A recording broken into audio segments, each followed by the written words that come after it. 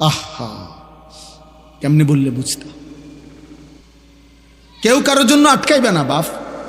তুমি গুনাহ করলে তোমারে বাধা দিবে কে? তুমি কৌশল করলে আমি তো পারতাম না, বুঝাইতে না পারো, কিন্তু রাতের 2টায় অন্ধকারে তুমি উলঙ্গ ছবি দেখলে তোমারে ফিরাবে কে? তুমি যদি নিজের লজ্জাস্থান নিজের হাতে নাপাক নষ্ট করে ফেলো, তোমারে থামাবে কে? তুমি যদি কোনো হারাম মেয়ের সম্পর্কে নিজের চরিত্র নষ্ট করে ফেলো, তোমারে ফিরাবে কে? অতএব তোমার বিবেক, তোমার অনুভূতি, তোমার আখিরাত, তোমার আল্লাহর কথা স্মরণ থাকা, এটাই তোমারে গুনাহ থেকে ফিরাবে। নাহলে আমি কি আর তোমার লগে থাকবো নি? তুমি কি আর আমার সাথে থাকবা না? এই জন্য আমরা বিবেক জাগাইতে চাইলাম। একজন হোক, কোনো অসুবিধা নেই। আমি তো ইলেকশন করছি না যে ভাই আপনাদের সবার ভোট দরকার আমার, এবার আপনারা দাঁড়াইয়া মোতেন আর বইয়া মোতেন, এটা দেখার বিষয় না। ভোটটা আমারে দিয়ে, বিষয়টা কি এমন? কথা বলেন, এই মাহফিলের মাকসাদ এইটা? আখিরাত। কি মাকসাদ? আখিরাত। আখিরাত মাকসাদ। আমি একটা আয়াত পড়ি, এরপরে আমার কথা শেষ। মহান আল্লাহ পাক রব্বুল আলামিন বলেন, হুয়াল্লাযী খালাকাকুম, একটু শুনে না, 10 মিনিট ইনশাআল্লাহ। হুয়াল্লাযী খালাকাকুম মিন তুরাবিন, আল্লাহ বলেন আল্লাহই তোমাদেরকে সৃষ্টি করেছেন মাটি থেকে, সুম্মা মিন নুতফাতিন, অতঃপর বীর্যের ফোঁটা থেকে, সুম্মা মিন আলাকাতিন, অতঃপর জমাট রক্ত থেকে। মহান আল্লাহ পাক আমাদেরকে মায়ের পেট থেকে বের করার আগে 7টা ধাপে সৃষ্টি করেছে, 7 স্তরে, 7টা ধাপে। 1 মাটি, 2 বীর্যের ফোঁটা, 3 জমাট রক্ত, 4 গোশতের টুকরা, 5 হাড্ডির একটা কঙ্কাল, 6 ওই কঙ্কালটার উপরে পরিমিত মাত্রায় গোশত দিয়ে চোখ নাক কান লাগিয়ে শরীর গঠন, 7 রূহ ফুকে দিয়ে মায়ের পেট থেকে বের করেছে। কয়টা হইল দোস্ত? এই মালিক সেই মালিক যিনি চাইলে কোন হও বললেই হয়ে যেত, হইতো না? কথা বলে না? আল্লাহ বলে, বান্দা এ হও, এই কথা দিয়ে আমি তোমারে বানাই নাই, বরং 9 মাস মায়ের অন্ধকার জরায়ুতে আমি কাউকে না ডেকে, একজন ফেরেশতাকেও না রেখে, আমি মালিক একা আমার কুদরতি হাতে তোমারে সাজাইছি। তুমি জানো না বান্দা, তুমি আমার বড় মায়ার সৃষ্টি। তোমার মারে জিজ্ঞাসা করে দেখো, আমি কোনোদিন তোমার মাকে, তুমি যখন গর্ভে ছিলা, জিজ্ঞেস করি নাই যে মা তোর ছেলের নাক লাগাবো, কোথায় লাগাবো, তুই মা বলে দে। আল্লাহ বলে না, আমি কাউকে জিজ্ঞেস করি নাই, আমি মালিক আমার নিজ হাতে, আমার কুদরতি হাতে বান্দা বড় বেশি সুন্দর করে আল্লাহ কসম করে বলছে, 4টা কসম করে আল্লাহ বলছে, ওয়াত-তিনি ওয়াজ-যাইতুন ওয়া-তুরি সিনিন ওয়া হাদাল বালাদিল আমিন। আল্লাহ বলছে কসম বান্দা, কসম কসম কসম, আমি তোরে মানুষকে বড় সবচেয়ে সুন্দর করে আমি আল্লাহ সৃষ্টি করেছি, আমি তোকে বড় বেশি যত্ন করে বানিয়েছি। আমার মতো এমন মালিক কেমনে ভুলে গেলি বান্দা? এমন মনিব কেমনে ভুলে গেলি? এমন মালিক কেমনে ভুলে গেলি? ভাইয়া বলো না, একটা ছেলে বলো, এত বড় মালিককে কেমনে সেজদা না দিয়া, এত বড় কলজা তোমার কেমনে হলো বাপ? তুমি জানো না তিনি কে? তুমি জানো না তিনি কত বড় শক্তিশালী? 1 সেকেন্ডের জন্য আল্লাহকে আড়াল করার শক্তি আমাদের কারো আছে তো? 1 সেকেন্ড আল্লাহ পাকের অপছন্দের উপরে আমরা 1 সেকেন্ড বেঁচে থাকার ক্ষমতা আমাদের আছে তো?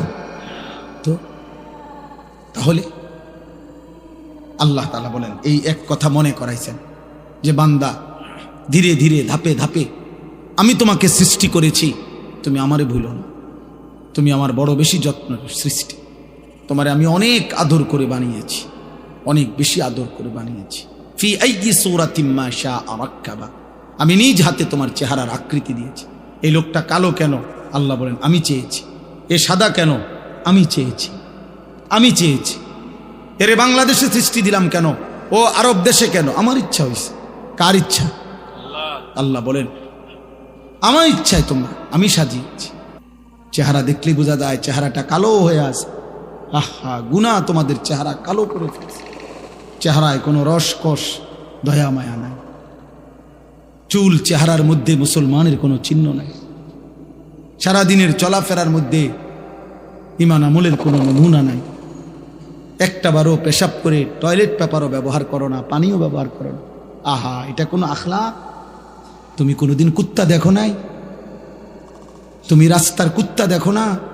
কুত্তাও তো পেশাব করে পানি নেয় না, কুত্তাও তো টয়লেট পেপার ব্যবহার করে না।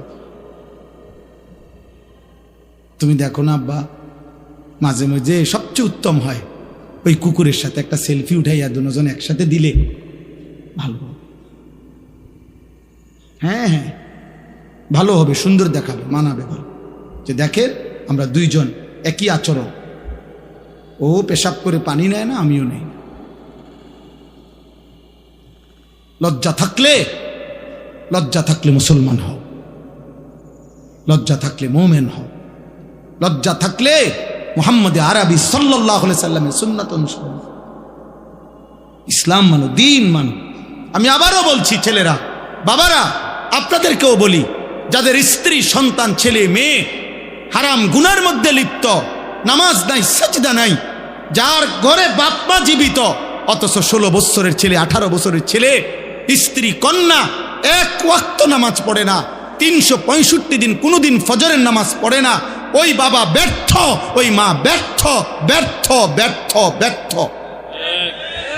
ওই জীবন ফালতু জীবন, ওই বাপের জীবনও খাসারা। আপনি শুধু কামে জীবনটা শেষ করছেন। এ খাট পালং সোফা দিয়া ইডি মানুষে গনেও না, টাইলস এগুলো মানুষে মুতে, পেশাবখানার টাইলসে মানুষে মুতে। টাইলস এটা কোনো দেখানোর কিছু, টাইলস কোনো আশ্চর্য কিছু না, টাইলস কোনো আসমান থেকে নাজিল হইছে না। অতএব আপনি বিল্ডিং দেখান কীর্তেন, সোফা আসমান থেকে নিয়ে আসছে না, কোরআন আসছে? নামাজ আসমান থেকে আসছে, কোরআন আসমান থেকে আসছে। অতএব সম্মান ইজ্জত সেজদার মধ্যে, সম্মান ইজ্জত আল্লাহর কোরআনের মধ্যে। আল্লাহ আমাদেরকে বুঝ দান করে। সুম্মালি তাকুনু শুয়ুখা, আল্লাহ বলেন আবার আমি আল্লাহই তোমাদের যৌবনকে শেষ করে আবার আমি তোমাদেরকে বৃদ্ধ বানিয়ে দেব। দেবে কিনা? আচ্ছা বলেন তো, কোনো ছোট বাচ্চা যখন 14 বছর বয়স হয়, তা আগের হাত পাও এগুলা খুললেই তো নতুন হাত পাও লাগায়, ঠিক? কোনো মানুষের বয়স যখন 60 হয়, তো তখন যৌবনকালের শক্তিশালী মজবুত হাত এগুলা খুইলা এরপরে বুড়ার থুত্থুরা হাত পাও আটটা লাগায় নাকি? না, একই দেহে এই আগের হাত পাওই, ওইটার মধ্যে একবার ছোট্টবেলার দুর্বলতা, একবার যৌবনকালের শক্তি, আরেকবার বৃদ্ধকালের দুর্বলতা, তিনটাই এই পরিবর্তন করছে কে? একই অঙ্গে, একই হাতে, একই পায়ে, একই শরীরে। কি আশ্চর্য বিষয়, কি অবাক করা বিষয় যে এটাই সেই শরীর, এটাই সেই হাত যেটা ছোট্টবেলায় ছিল দুর্বল, যৌবনকালে ছিল সবল, বৃদ্ধকালে আবার হয়ে গেল দুর্বল। আল্লাহ বলেন অমিনকুম মান ইউতাওয়াফা মিন ক্বাবলু, আর আমি আল্লাহ, মনে রাখবা এই তিনটা তো আমিই বানাই। শিশুকাল কে দেয়? যৌবনকাল কে দেয়? বৃদ্ধকাল কে দেয়? আল্লাহ বলেন এটা যেমন দেই, আবার এটাও মনে রাখবা সকলকে আমি এই 3 কাল পুরা দেই না, বরং অনেককেই আমি আল্লাহ যৌবনে পৌঁছবার আগে আগেই, বৃদ্ধে পৌঁছবার আগে আগেই আমি আল্লাহ মৃত্যু দিয়ে ফেলি। দেয় কিনা? যে এই বাচ্চা জন্ম নেয়, ওই তো 60 বছর পর্যন্ত হায়াত পায়, জন্মিলেই কি বুড়া হয়? জন্মিলেই কি যুবক হয়? 3 বছরের বাচ্চা কবরে নাই, 30 বছরের যুবক কবরে নাই, 6 বছরের বাচ্চা কবরে নাই। অমিনকুম মান ইউতাওয়াফা মিন ক্বাবল, আল্লাহ বলেন আমি কিন্তু সকলকে বৃদ্ধ পর্যন্ত পৌঁছাই না, তার আগেই মৃত্যু দিয়ে ফেলি। তাইলে এখানেও তুমি ভাবো যে তুমি আগামীর ঘন্টা, আগামীর মিনিট, আগামীর সপ্তাহ, আগামীর বছর বাঁচবা, তার কোনো নিশ্চয়তা নাই বান্দা। অতএব আজই গোলামি করো, আজই বন্দিগি করো, আজই ইবাদত করো। আহা বাপ, কি করলা, কি করলা আব্বা?